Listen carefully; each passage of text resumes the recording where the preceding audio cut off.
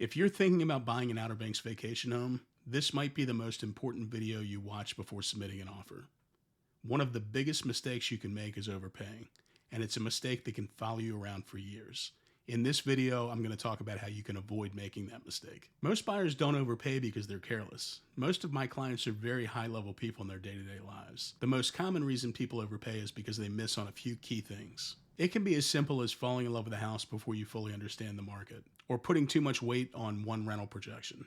Sometimes it's underestimating the importance of a location or micro-location. But here's the reality: overpaying doesn't just hurt today. It affects your cash flow, your future profit potential, and maybe your stress level. Let's start with location, but not in a generic way. I'm not talking about Kerala versus Duck or about a specific neighborhood you may like. Two homes can look almost identical online and have completely different values and rental potentials. What matters here is things like how close is the house to beach access? Is the home on a busy road or a quieter street? What's the elevation of the home and the flood exposure? And how walkable and bikeable the location is to things like shopping and restaurants. Here's a simple way to think about it. Location almost always beats better decor, because furnishings can be upgraded, but the location can't be changed. Next, you have to assess price and value on real comps. This means comparing like-for-like homes. Homes with a similar bedroom count, similar distance to the beach, similar age and condition, and similar amenities. A lot of buyers get anchored to the list price, but the market doesn't care about list price. All the market cares about are what similar homes are selling for right now. The market doesn't care what someone paid last year. All that matters is what comparable homes are trading for today. A lot of people lose their way when we start talking about income.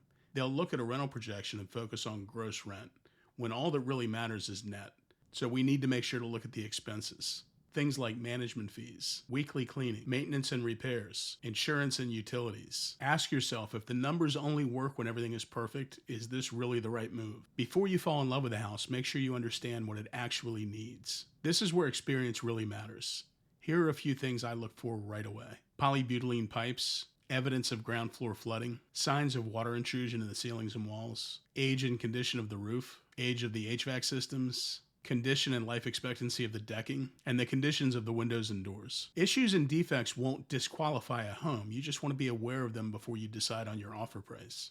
Before deciding on what to offer, I want to know what this house will need in the next 3 to 5 years. I like to think about this in 3 buckets. Now, which is what this house needs in the next 12 months.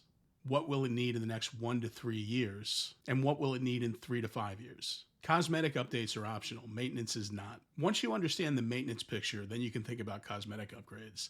And this is where you can actually improve rental performance. Things like fresh paint or updated lighting, better furniture and upgraded bedding so it feels more upscale, kitchen and bath updates when they make sense. If you want a better than average rental, here's the key mindset. You don't need everything to be perfect. You just need it to be better than average for the price. And remember this, you can't paint your way out of overpaying. But if you bought right, smart upgrades can make a real difference. So let's put this together into a simple plan you can reference when you're looking at properties. Step 1, buy at the right price. Step 2, control your expenses. Step 3, make targeted upgrades that renters actually care about. That's how you avoid overpaying and set yourself up for better results. If you take nothing else from this video, remember these 5 things. Location and micro-location matter. Use real comps to assess value. Focus on net income, not gross. Budget for off-season maintenance.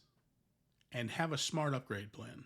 If you're thinking about an investment on the Outer Banks and want to talk about your specific situation, like where you should look and what your budget will actually buy in different locations, give me a call, send me a text or email, or use the link in the description to schedule an Outer Banks discovery session on Zoom. Whether you're thinking about buying something in 3 weeks, 3 months, or 3 years, feel free to reach out.